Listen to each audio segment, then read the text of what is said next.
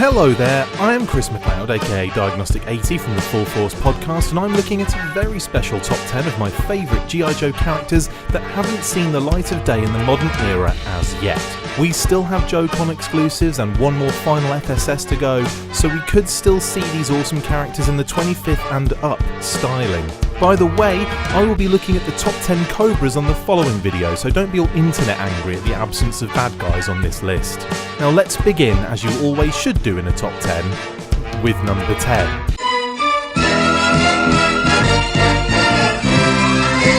At number 10, and it's Super Trooper. When this guy appeared as a mail-away figure in the UK, I was so excited. Advertised on leaflets that were packed in with other figures, we even got a superb Action Force monthly comic issue dedicated to the shiniest of helmeted super warriors. The comic was fantastic, highlighting the journey of two recruits in the Super Trooper program. The training was arduous, dangerous, and in some cases fatal, as one of them didn't make it. I instantly fell in love with this figure when I received him in the mail after waiting for what seemed like eternity on toast, even down to the chromed helmet, chrome body armour, that amazing chrome shield with ice slot, and the awesome chromed version of Dial Tone's submachine gun. I'm probably in the minority here, but I would pay good money for a version of this guy in the modern build, and I don't care what anybody says because he was amazing. It goes without saying, but I will say it anyway, as an honourable mention, that a Super Trooper figure would no doubt produce a rapid fire figure as well, and that is also fine by me. What an incredible colour scheme. Oh, and make sure you pack a VHS tape in with him for lols. At 9, I have gone with Steamroller. Now this guy was a big deal for me as a nipper. Not only was he packed full of personality as a heavy equipment operator in a baseball cap, open vest, tattoo and a face only a mother could love, but he also came with the f***ing mobile command centre. Now I fully understand that we won't be getting that in the modern era due to cost and no longer having the original tooling. Let's all go tomb raiding for the original tooling. Tool raiding. But the figure would be happily accepted by me, and I would love to see a modern take on that face. As an honourable mention, and for similar reasons, I would love to see a Major Storm figure. Another guy that came with a huge vehicle playset, the General, and yet another awesome combo I was lucky enough to own as a tiny version of my current self.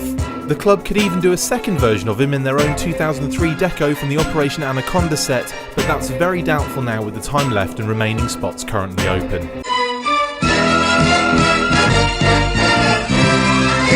At 8, I have a character whose name fits perfectly into a top 10. It's Countdown.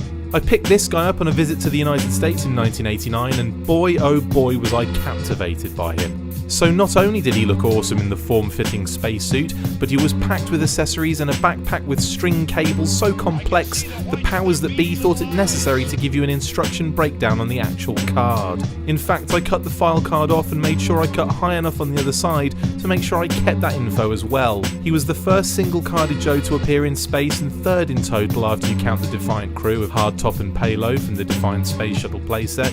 You could also argue that Hardtop stayed on the ground, but you get what I'm saying. Cobra had also had Astro Vipers and Star Vipers at this stage, so it was truly exciting to see Countdown in that NASA-style design, and considering we didn't get the Defiant over here, I was very happy to be able to pick up this guy to start my Joe space program.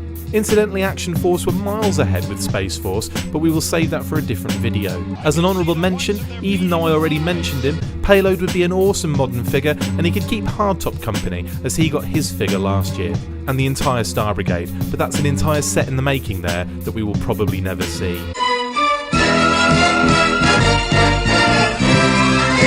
An interesting one at 7, Recoil. I was fascinated by this guy in 1991 when we got him in the UK, US was 1989, but more so for his accessories. I mean, he had the digital camo that I was already a huge fan of, that weird helmet, the green shades, and for very little reason, bright blue almost neon weapons. That Brave Star gun was straight future in practicality at its peak, and I absolutely loved it. We also got a very nice, and correct me if I'm wrong here, AK-2 M16A1 with M203 grenade launcher and bayonet attachment. He's an odd mix of weird looking and supreme tactical perfection. The dude has a radio backpack and the coolest Claymore mine briefcase I've ever seen.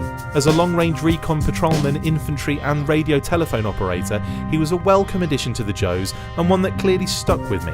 It is also worth noting that the UK was still f***ing with the birthplaces on these figures, even though the branding had switched to G.I. Joe by this time. Recoil was now from Clifton in Derby, rather than Fashion Island, Washington. Now I like him even more. I would also like to give an honourable mention to another figure that had the exact same release situation across the pond, Downtown. 89 in the US and 91 in the UK, the Cleveland, Ohio native, or Luton, Bedfordshire depending on what country you bought him in, was an unfortunate victim to battlefield technology. I think the Joes were past the need for a mortar man and probably hadn't needed one since Short Fuse, but hey ho, here he was anyway. That said, I would happily see this guy in the modern format, but in a toss-up with Recoil, that Brave Star gun wins every time.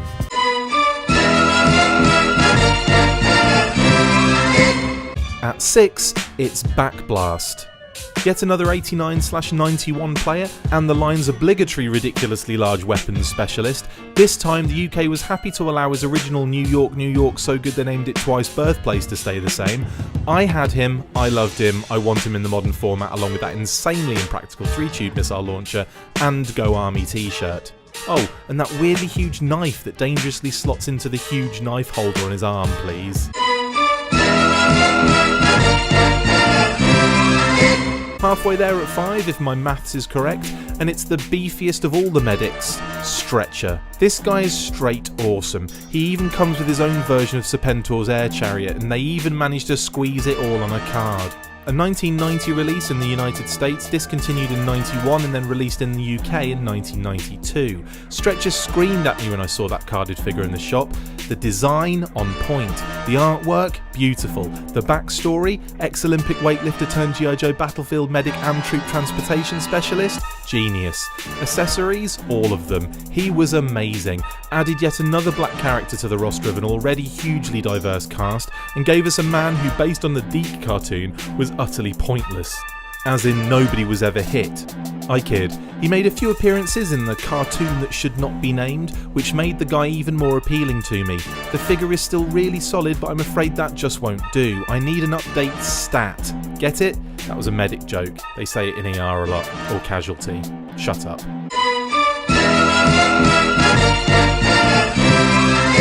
At number 4, we have Captain Gridiron. I can hear the collective groans all the way from everywhere, but hear me out. I don't care. This is my list, remember?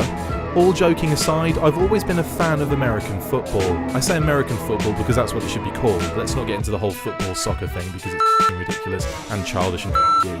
Anyway, the US got him in 1990 and we had to wait until 1992, and that is exactly what I did. I waited and then, bam, I got him and was blown away, even then, by the absolute insanity of the figure. I mean, talk about specific and not at all effective in a war setting, but that's what you are supposed to embrace G.I. Joe for, the utter mind-blowingly erratic nutbar redonkulousness of the entire thing.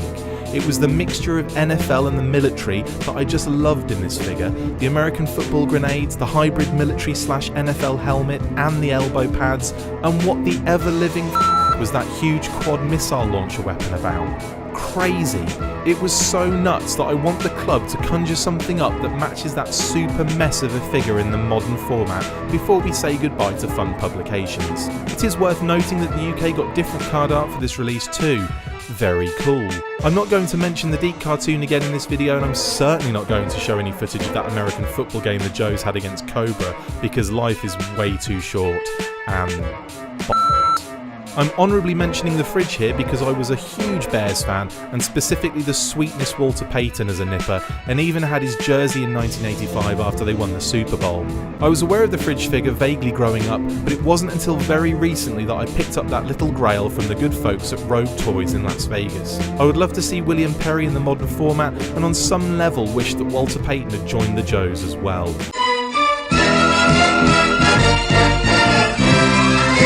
It's heating up, and at number 3, we have Lightfoot. I know what you're thinking, this guy loves every figure I hate, and you would be exactly right.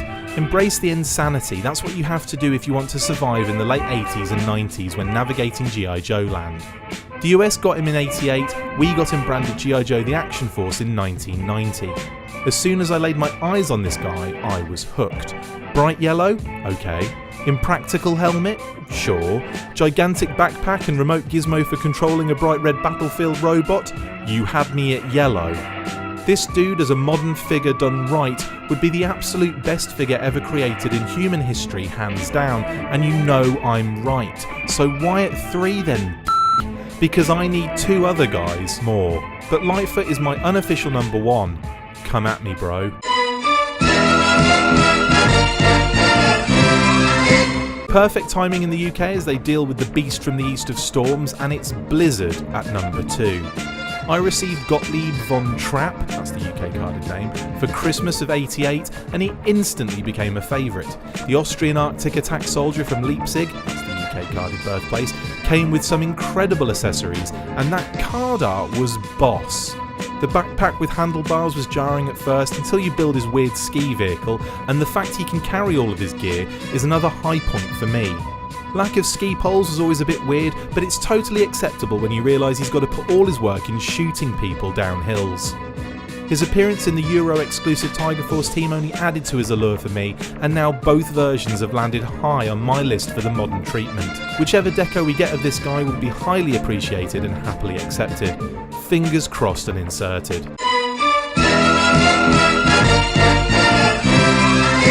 Well, you've made it this far, so well done. That, or you've skipped to the end of the video because for some reason you have no soul. Anyway, here's a quick rundown of 10 through 2.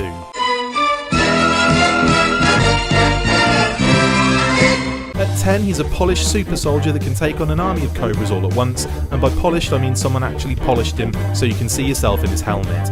It's Super Trooper. At number 9, and with the face that looks like it's been steamrolled, it's Steamroller. Number 8 in this countdown is... Countdown. Be careful when firing your weapon at 7, it's Recoil. Be even more careful when firing your 3-tube missile launcher at 6, it's Backblast. At 5, it's the guy you want to see when in need of medical attention on the battlefield, Stretcher.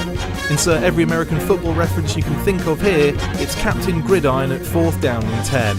It's old impractical Twinkle Toes at number 3, watching out for mines with a bright red robot, it's Lightfoot. He's cold as ice and doesn't need no stinking poles, Blizzard in white or Tiger at number 2. Which means at number 1, we have Fast Draw. Now, my first experience with this bad boy was seeing the figure in a store in Norwich in '88 and absolutely falling in love with the card art, so much so that I just had to have him. Out of the package, he was everything I'd hoped for and more. The backpack missile system was just so unbelievably insane that it just worked, and the design of his gear and helmet visor just made him so darn playable that he soon became a staple in my heavy weapons team. The following year saw the character explored in the Action Force monthly comic issue 15 in a story called Knights in Armour, and underlined his badassery by having him go toe-to-toe with the front parts of 2 Cobra maggots, and win. Now, he was Elliot Brown from Collierville, Tennessee in the US, and came out in 1987. The UK got him in '88 and changed his name and birthplace to Eddie Brown of Bracknell, Berkshire. I love the fact he was a clerk typist as a secondary military specialty, and was sad that he didn't get more love in the UK comics.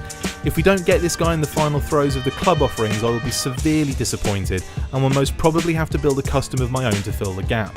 Either way, he is a great character and figure, and I cannot believe we haven't seen him in the modern format to this day. FSS 8, yeah? That's it then, my all-time top 10 G.I. Joes that haven't made it to the modern party yet. Of course, my list will look drastically different to all of yours, and that is why I fully expect you to all put your top 10s in the comment section below wherever you see this video posted. Thanks for watching, look out for the Cobra follow-up to this video coming soon. I have been Diagnostik80, and you have been confused at a lot of these entries. Full force.